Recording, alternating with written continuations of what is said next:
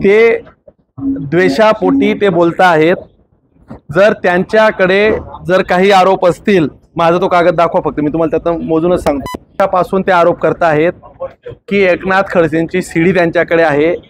जर ते त्यांच्या आईचं दूध पिले असतील, त्यांनी ती सीडी माध्यमांसमोर जनतेसमोर आणावी। जवळजवळ 57 महिने 240 आठवडे 1736 दिवस 41,664 तास आणि 24,99,844 मिनिटं आता झालीत त्या गोष्टीला। तेव्हापासून ते आरोप करत आहेत त्यांच्याकडे सीडी आहे, त्यांच्याकडे काही पुरावे आहेत। त्यांनी तथ्यहीन पुराव्यांच्या आधारे गिरीश भाऊंवर कुठलेही आरोप करू नये। त्यांनी ती जनतेसमोर सीडी आणावी। दूध का दूध पाणी का पाणी होऊन जाऊ द्या। त्यांना माझं खुलं आव्हान आहे, त्यांच्याकडे हनी ट्रॅपचे किंवा कुठलेही पुरावे असतील, त्यांना कोणीही रोखलेलं नाही। तथाकथित आरोपी जो आहे प्रफुल्ल लोढा याला पोलिसांच्या ताब्यात आहे। त्याच्याकडून जास्तीत जास्त माहिती मिळवण्यासाठी गिरीश महाजनांनी त्याला अडकवलंय असं देखील त्याचा आरोप। बघा, प्रफुल्ल लोढांवर ते म्हणतायत की त्यांनी त्याला अडकवलं। मुळात प्रफुल्ल लोढाला अडकवणं इतपत एवढा मोठा नेता नाहीये। एकनाथ खडसेंनी सांगितलं की तो असाच एक बेवडा आहे, त्याला काय फार महत्त्व देण्याची गरज नाही असं एकनाथराव खडसेंनी बाईटमध्ये सांगितलंय। परंतु प्रफुल्ल लोढावर 17 वर्षाच्या मुलीने बलात्काराचा पोस्कोचा गुन्हा दाखल केला आहे।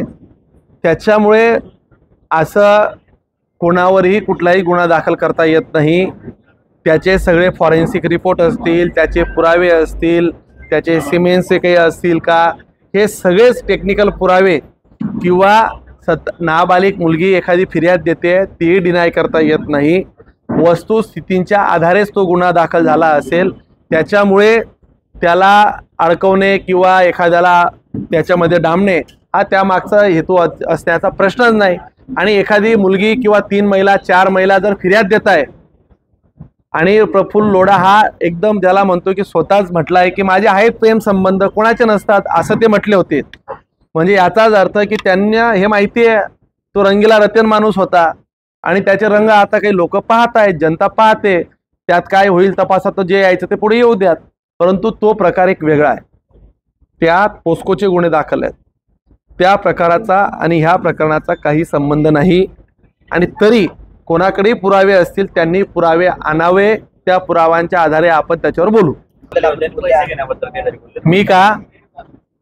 मी असं बोललो जसं खडसे बोललेत की प्रफुल्ल लोढांनी त्यांना गुलाबी गोष्टी गिरीश महाजन साहेबांच्या सांगितल्यात, त्या सांगितल्यात का नाही सांगितल्यात हे देवाला माहिती।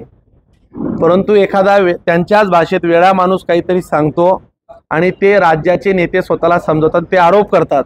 अशाच प्रकारच्या एकनाथराव खडसेंच्या अनेक गुलाबी गोष्टी मला त्यांच्याच मतदारसंघातल्या 2-3 लोकांनी येऊन सांगितल्या आहेत, ते मी तुमच्या समोरही आणायला तयार आहेत की एकनाथराव खडसेंच्या त्या रंगल्या रात्री कशा जायच्यात, कोणासोबत जायच्यात, ते कसं करायचं, आता ते अगदी मला ते शोभत नाही। परंतु त्यांनी स्तर सोडल्यामुळे आम्हाला देखील स्तर सोडावा लागतो आहे। एकनाथराव खडसेंच्या चारित्र्याच्या संबंधातले सांगणारे लोक माझ्याकडे आहेत।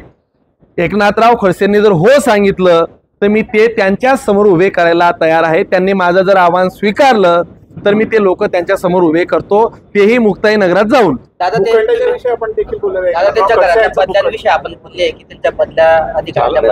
अरे बाबा, मी तुम्हाला असं सांगितलं की एकनाथराव खडसेंकडे बारे खाते असताना त्यांच्या घरात वेगवेगळे लोक वेगवेगळा व्यवहार करायचे।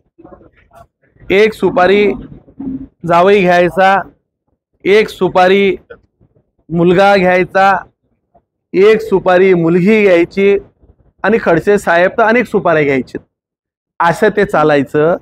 त्याच्यामुळे एकात एक नाही बापात लेक नाही अशी एक म्हण आहे आपल्याकडे, असा प्रकार काहीसा त्यांच्या घरात होता।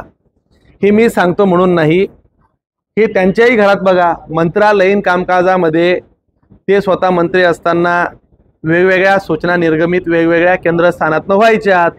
जर वैजरीला विचारलं तर ह्या ताईंनी नाव सांगितलं आहे, ह्या तहसीलदार, म्हणजे एकाच ठिकाणी जर पोस्टिंग असेल, उदाहरणार्थ दाखल सांगतो, जळगाव पोस्टिंग करायची एका तहसीलदाराची, तर एका ताईकडून वेगळं नाव, दुसऱ्या मुलाकडून वेगळं नाव, जावयाकडून तिसरं नाव, मंदाताईकडून चौथं नाव, गिरीश भाऊंकडून 5वं, एकनाथराव खडसेंकडून 5वं नाव आणि प्रशासन जे सांगायचं ते 6वं नाव, म्हणजे अशी नावं यायची। आणि मग त्यातनं अर्थकारण व्हायचं. ज्या लोकांनी पैसे देऊन फसलेत, ज्यांचे पैसे अजूनही परत मिळायचे बाकी आहेत, ती लोक समोर उभी करतो. मी बघा, मी असं म्हटलं का मला याने, मी जे सांगतोय तुमच्या तोंडावर सांगतोय, लोक उभी करायची का? माझी अट एकच आहे, एकनाथ खडसे समोर पाहिजे. त्यांच्या तोंडावर मी सांगण्याची हिंमत ठेवणारा माणूस आहे. हे असं मागून ताकाला जाऊन लोटाला लपवायचं काम मला जमत नाही. चॅलेंज आहे असं समजा, त्यांनी स्वीकारावं. तेही त्यांना याय जायला त्रास होतो. मुक्ताईनगरला मी स्वतः जाईल. बस. ओके.